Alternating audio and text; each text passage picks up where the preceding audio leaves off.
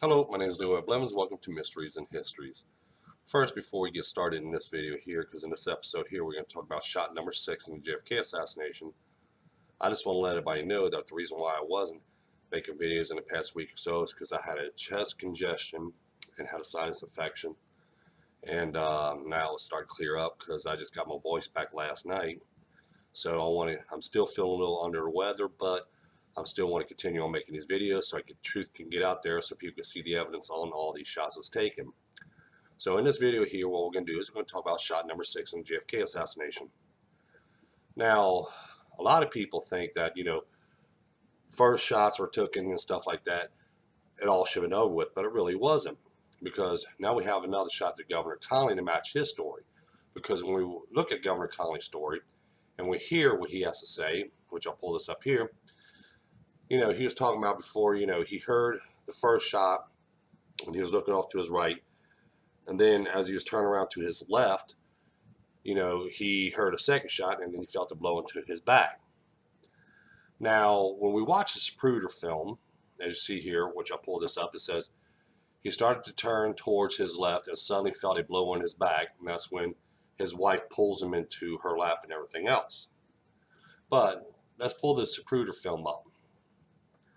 Okay, we're going to start with frame 133, okay, because this is when JFK's limb was first started being seen in the Zapruder film. When we watch this film, okay, we're going to see constantly Governor Connally, which I'll start here.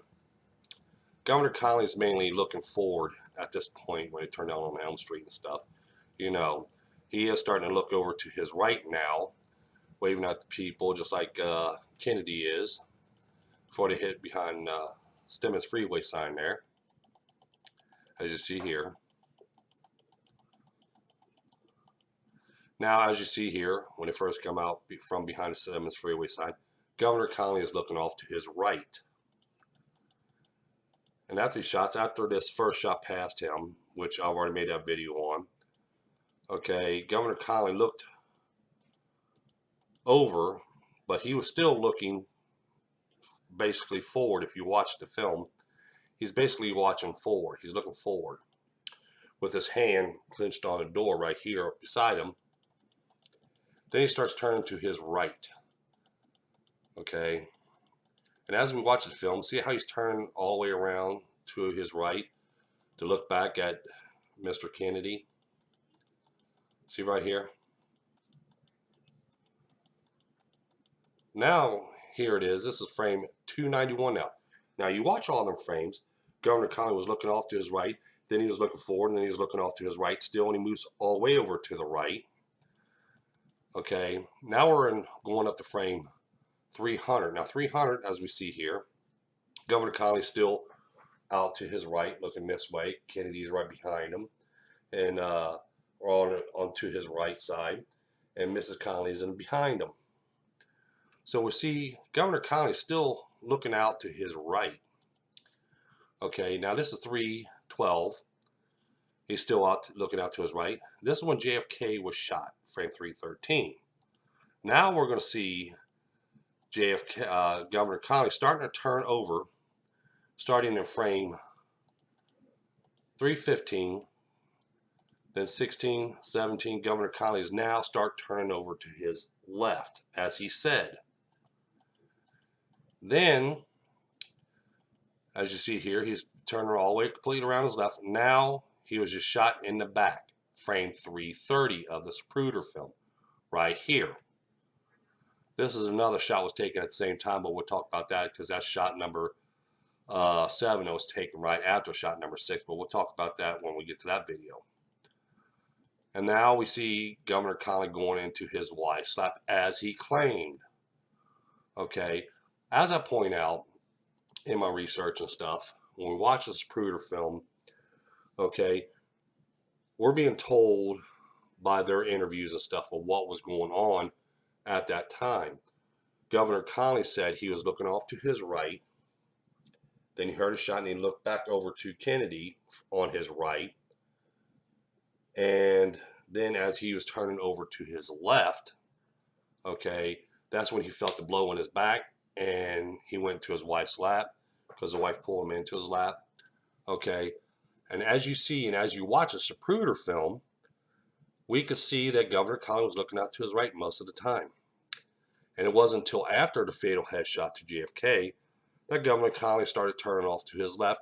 And also, as we see in the Zapruder film, we can see actually an impact of the bullet entering Governor Connally's back, which is in frame 330, as you see right here. This is the bullet impact right in the back of Governor Connally as he was turning to his left. I'll point this one up right here so you can see more. Right here, if you watch my cursor, okay, this is the frame 330. This is zoomed in. This is the location where Governor Connally was shot in the back. And you see this little glowing part sticking out right here? That's the impact of the bullet entering Governor Connally's back. Because watch. Let's pull up these frames right here. Okay, we're going to zoom in a little bit so you can actually see. Okay, this is Governor Connally right here. Okay, this is frame 329. As you see here, the back's rounded off, right? Now we see the impact right here. Then when we go to the next frame, the impact's gone. Okay, this tells us this is when Governor Connally was shot in the back because we see that bullet impact into the back of Governor Connally's back. Now when we lined up this bullet location right here where it made impact at, lines up exactly right in this location right here, as you see right here. And even in this image as well, this is when it went out, struck him in the back and then came out through his chest, which is right here. Okay, this is when Governor Connally was shot in the back as he was turning over to his left, and this was shot number 6. Now, we also know that Governor Connally was shot during this time is by the Orville Nix film. But first, before we go into Orville Nix film, I want to show up the Zapruder film again. As I pointed out in my other video when it came to shot number 4, when we watch a Zapruder film, okay, there's a lot of clear frames there.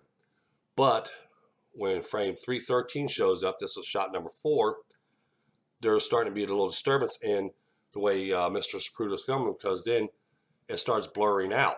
And then it starts clearing back up again by frame 320 of the Zapruder film. Then it starts clearing up again, and then we know when the second shot occurred, which was frame 330 of the Zapruder film, it started blurring out again. The frame started getting blurry again. So basically, when Mr. Zapruder's filming, okay, he's holding his camera, he's filming, and when that shot banged out from behind me like that, jerked him a little bit, and his hand starts shaking, and then the camera starts not getting focused right, and it starts blurring out. Then he clears up and steadies again, and then boom, again, he jumps like that, just a little bit. This can be tell because we can see there's a jumping motion, and we see how the frames are getting blurry during these two shots occur from behind him.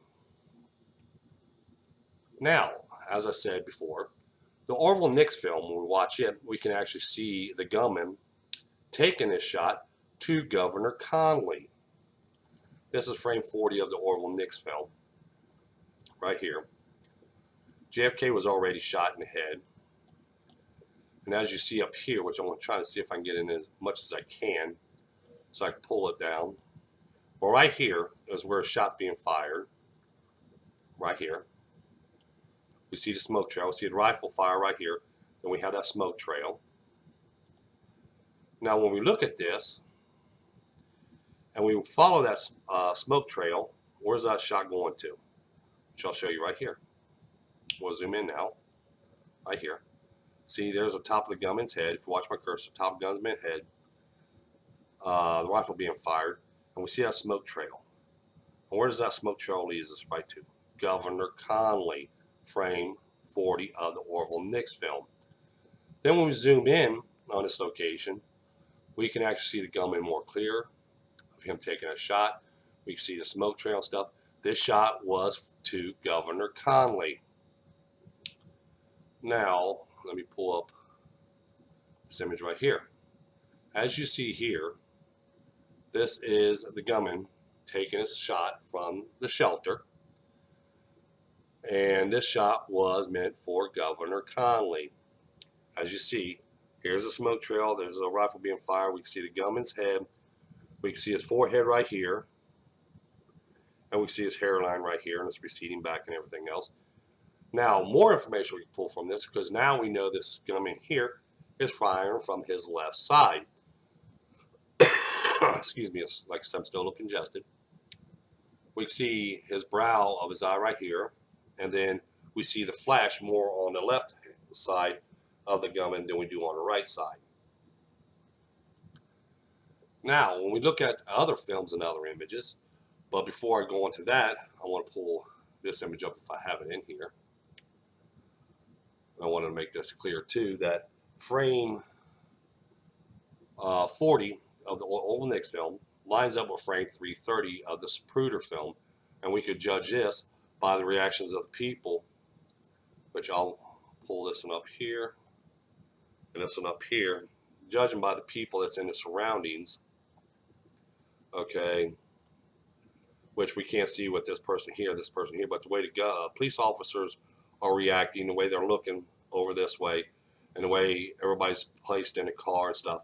We can see that this frame and this frame are two frames that lines up. Because when I line up the Norville Knicks film and I line up the Zapruder film, we can actually see which frame goes with other frames, as you see in my other research, and I've done in this case, where I lined up the images when they was taken and everything else by the frames and images we see that was taken that day.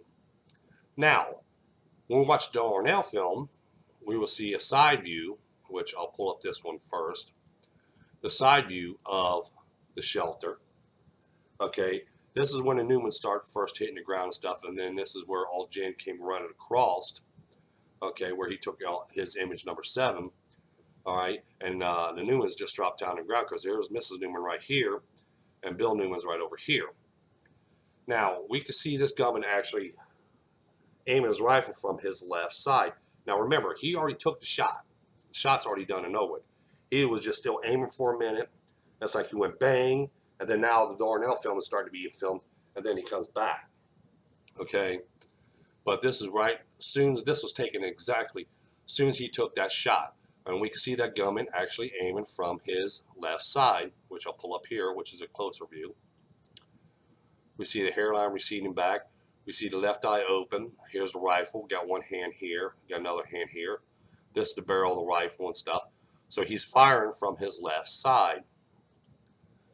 Now, as I point out in my research, we have the Mormon photo. Here's the colorized image of the Mormon photo. And when we zoom in on the Mormon photo, we can see there is one gunman right here and one gunman right here. And they both have rifles in the hand. And we look at the second gunman right here. We can see his hairline receding back. Okay, now his arm is more shown here, but remember, he pushed up the jacket a little bit, so when he fired his rifle, it wouldn't get that powder burn on it. Okay, so he will push his jacket up like this on both sides, so when he fires his rifle, he won't get that powder burn on it. So if he ever gets caught, he can wash this off real quick and don't have to worry about his clothes.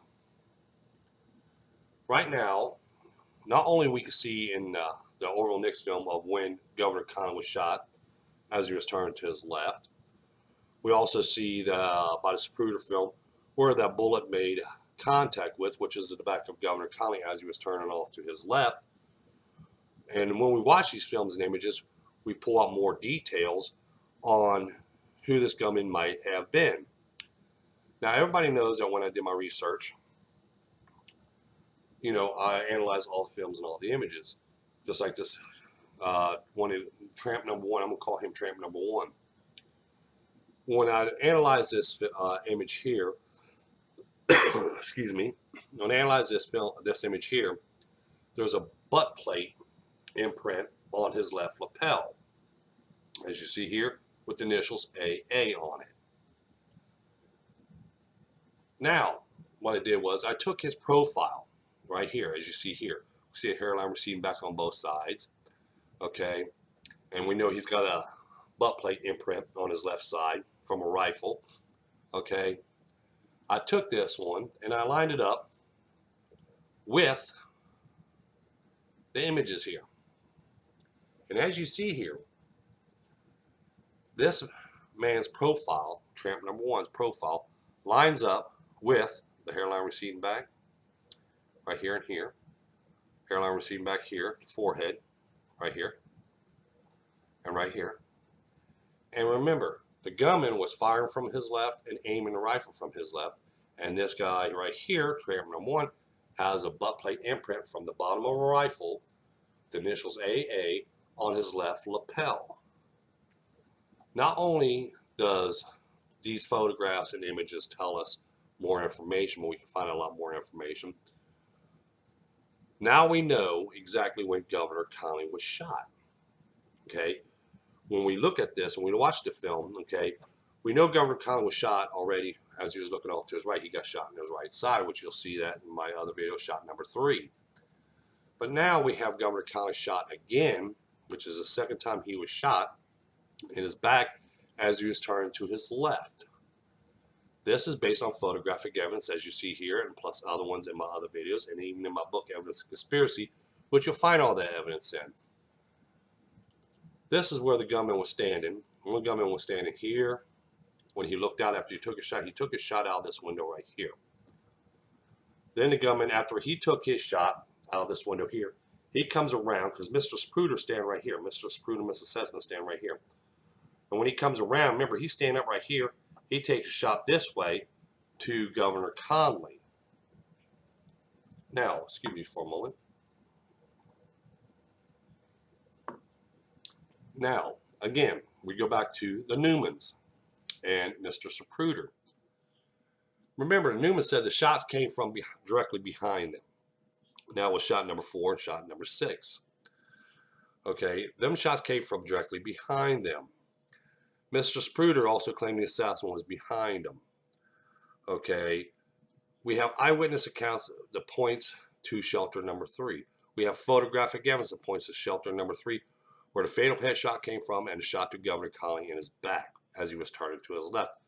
This can be seen in the films and photographic images that was taken that day. Now, I want to point this up. As you see here, this is when Governor Connally was shot, right in this location right here. Okay, starting with frame 133 of the Spruder film to this point here was exactly 20.87 seconds from this distance to this distance here. Now when this gunman took his shot from this location to Governor Connally, he was only 91.55 feet away, or 30.52 yards. As I point out, by photographic evidence, we can base this evidence now on the location when we find out exactly when Governor Connally was shot, which we can see in a Spruder film, we can see in the Orville Nix film as well, when Governor Connally was first shot. Not first shot, excuse me, shot in his back as he was turning to his left. That's in this location here. So now we know the location of where Governor Connally was shot in the back. Then we point out, and as I point out, we find a location where the shot came from, which we can see clearly that this shot came from shelter number 3 by the second gunman. We can see this in the Orville Nix film. We can see this in the Bronson film. Shows us this. And then we can see by the impact of the bullet entering Governor Connally's back in frame 330 of the Spruder film. And like I said, we have the Orville Nix film. We have the Darnell film that shows the side view of the shelter showing the gunman aiming his rifle still. Okay, this is what I'm talking about. When people don't understand that in my research, I'm not going to make a bunch of claims or nothing like that, because claims are just theories and a story. I base everything that I find on photographic evidence. If I don't find nothing in photographic evidence and base everything on a story, I would not even post nothing about the JFK assassination. To be honest with you, I wouldn't even post nothing, because a story can be just a story, okay? A theory is just a theory. Just like when I did my research on the JFK assassination, okay? When I come across, say, Mr. Spruder, this is what I call about red flags flying up in the air. When I watched the Spruder film, okay, and this was talking about like the testimonies that people gives and everything else, Governor Connally says he did not feel the blow in his back. He only heard 2 shots, okay? That was it, just 2 shots, and he was hit by the second shot. Now, when we watch Governor Connally, remember, he said that it was not until he turned to his left he felt the blow in his back. He heard a second shot, and then he felt the blow in his back as he was turning to his left, and then he goes into his wife's lap. But when we watch the Zapruder film and any other films like the Orville Nix film or anything else, we will see that Governor Connolly was constantly looking out to his right. It was not until after, mind you, the fatal headshot to JFK, which is this shot right here, and we see this, now he's starting to turn to his left, right here, as you see here. He's starting to turn to his left now. And this is frame 318 now. Okay, now we keep on going. Now we have the blow to back of Governor Connolly's back. And now where's he going? Right into his wife's lap, as he claimed. So see, now we have the testimony by, the victim. We have the victim's testimony, which he said he was looking out to his right. He heard 2 shots, and then he started turning to his left, and he was hit by a second shot because he felt the blow in his back. Then he goes over to his wife's lap, which we can see his story now by the Zapruder film, by the Orville Nix film. We can see this now with our own eyes about him doing that, okay? Excuse me. We could see in the Zapruder film and the Nix film and stuff like that when this shot occurred. We know this gunman right here shot Governor Connolly. We know this gunman over here shot JFK by the fatal headshot JFK by photographic evidence and eyewitness accounts.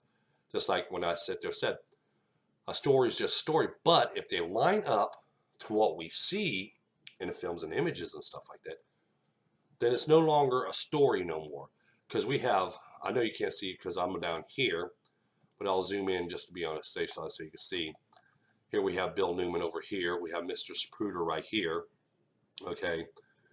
Now when we put them back in their locations, okay, and now we're going to line up their testimony. Newman says the shots came from directly behind them. Mr. Zapruder says the assassin was directly behind him. We take this, we line this back up right here. We line this back up. What is behind Mr. Zapruder is in this location right here.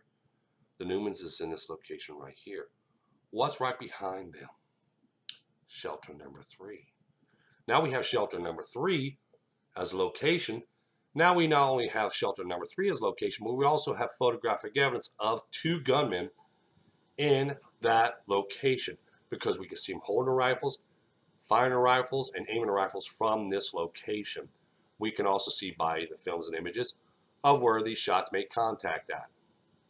Like I said, when you look at this and when you study this, Governor Connolly said he only heard 2 shots. Well, let's face facts with facts. The only 2 shots he's going to hear is from this location here because he's not only from this distance here. Remember, from over here when JFK was shot, there's only 70-something feet away when he heard that shot.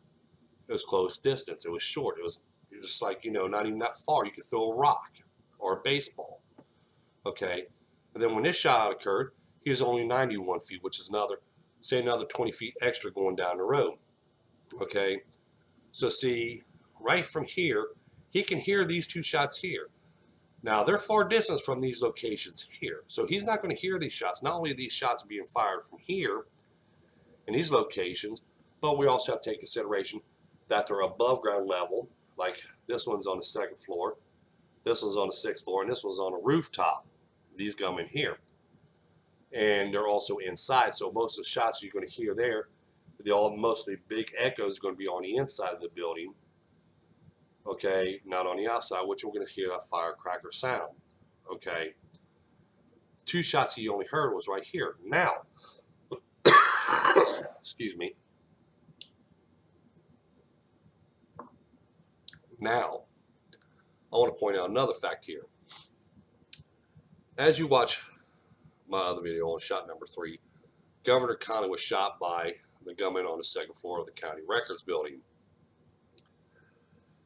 Now, he already shot JFK once in the back of the head, and then he shot Governor Connolly.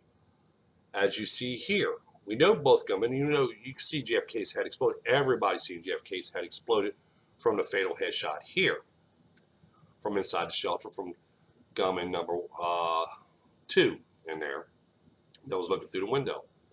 Why did this gunman come around to take his shot to Governor Connally? JFK's head's already exploded open. Because Governor Connally was supposed to be assassinated that day as well. Not only JFK was supposed to be assassinated, but Governor Connally was supposed to as well. Because you have 2 different gunmen from 2 different locations taking a shot at Governor Connally. Okay, we know this gunman up here, he already took a shot to JFK, so he already knew he shot JFK. So now he was going to take a second shot, and he took the second shot to Governor Connally. Then when you get down this location here, now we have 2 gunmen here. One gunman is going to take a shot at JFK, and the second gunman is going to come around and take a shot at Governor Connally. This is where we have to sit there and sit back and think, go, well, not only JFK was supposed to be assassinated, but Governor Connally is too, because now we have 2 different gunmen in 2 different locations, and each one of them gunmen took a shot at Governor Connally. This also tells us too that they didn't have no walkie-talkies that day, because after he took his shot to JFK and Governor Connally, he could have called them through their walkie-talkies, as everybody wants to put out there this false story of walkie-talkies being there that day. They could say, I've already done it. I already shot Governor Connally, shot JFK. But there was no communication whatsoever between any of these gunmen. There was no communications. Okay? Because if there was communications, one, these 2 gunmen here wouldn't have took no shots, because, hey, JFK was already shot in the back of the head. I already took the headshot.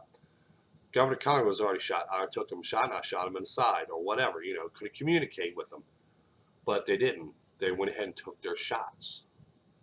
So see, there was no walkie-talkies during that time of the assassination or anything else, as people want to put out there. Because when you think of logic, if someone was using walkie-talkies, he could call these guys right down here, and they would never took no shots, because Governor Connally was already shot and JFK was already shot. Because you figure by this point here, as soon as they come out behind the Stemmons Freeway, and then if you watch my cursor right in this location here, at this point, JFK was already shot twice, and Governor Connally was already shot once. Then when he comes down here, JFK was already shot now 4 times. Okay, but they still end up taking another shot to Governor Connally. So now we have a total of 6 shots fired from this location. Basically started from here, Stemmons Freeway sign right here, I almost say. Right here, from this point to this point here, 6 shots occurred. Like I said, this is shot number 6. See, when you start piecing, and you find this evidence, and you start piecing all this evidence together, you get more of an insight of actually what's going on. Then when you start thinking about it outside of the box than what other people would think of, you'll get more to the story as well. Just like, well, we could say that, like I pointed out, the claim about walkie-talkies. Well, you know, they had walkie-talkies there because this guy had a walkie-talkie, this guy had a walkie-talkie, which I'll point out they're not walkie-talkies, they're transistor radios, because it was broadcasting of where they was at the time when they was coming down through the parade and stuff like that. So bystanders and stuff could hear when they get close, they get in position on seeing the president and stuff. So people had transistor radios. But people says, oh no, these are walkie-talkies. But if there's walkie-talkies there, then why do these gunmen communicate with one another? See what I'm saying? Why did the gunmen in shelter number 3 took their shots? Because they didn't think JFK was already shot at the time. Governor Connally wasn't shot at the time because they're still sitting upright in the limo. So this is why they're going to take their shots. Just like when I point up here, there's 2 other shots. I mean, there was another shot fired at the same time, which has shot number 7, which I'm going to make a video on that. In this video here, here's shot number 6. When Governor Connally was turning off to his left, he felt the blow in his back from 2 shots he heard, which is the only one from the shelters he heard. That's when he felt the blow in his back, and that's when he fell over into his wife's lap. This is shot number 6. This shot came from the second gunman inside shelter number 3. He took this shot from the side. This is based on photographic evidence on what we can see. As you see here, just like gunman. Okay, we have, hold on. Oops. Point this up. As you see here, this gunman, this is the strap number one right here, what I'm going to call, is actually the gunman that took the shot to Governor Connally. And we could base this on the Orville Nix film, Darnell film, which we can see he's firing his rifle and aiming his rifle from his left-hand side. He has a butt plate imprint on his left lapel. The profile fits this gunman, okay, that took these shots to Governor Connally. Governor Connally, this is shot number 6 in the JFK assassination. This shot was to Governor Connally, and it struck him in the back as he was turning off to his left. Don't forget to hit the like button. Don't forget to hit the subscribe button. Tell your friends about this. Share this video with your friends, neighbors, relatives, on social media. Share my other videos as well, so they'll get the whole story and information and stuff like that. Like I said, don't forget to hit the subscribe button. Don't forget the like button. And thank you, and have a pleasant night.